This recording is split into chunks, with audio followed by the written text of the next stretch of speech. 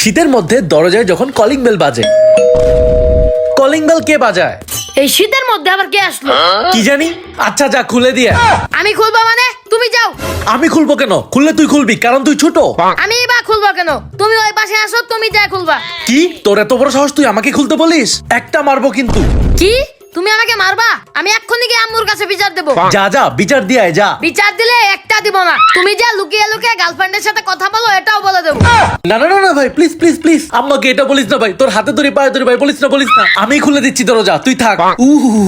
কি শীত রে ভাই, কি শীত। এই শীতের মধ্যে আমাকে কষ্ট করাইলি, তোকে আমি পরে দেখে নিব। বাহ, চিপসটা তো অনেক মজার। পাজিটাকে একটা চিপসও দিব না, সব আমি খাবো। হ্যাঁ, শেষ হয়ে গেল। আচ্ছা পরে আবার খাবো নি। কিন্তু এই শীতের মধ্যে হাতের ময়লাগুলো পানি দিয়ে যদি ধুইতে যাই তাহলে তো অনেক ঠান্ডা লাগবে। কি করা যায়, কি করা যায়, আইডিয়া। এই বিপ্লব, হ্যাঁ ভাইয়া। তোর পড়াশোনার কি খবর?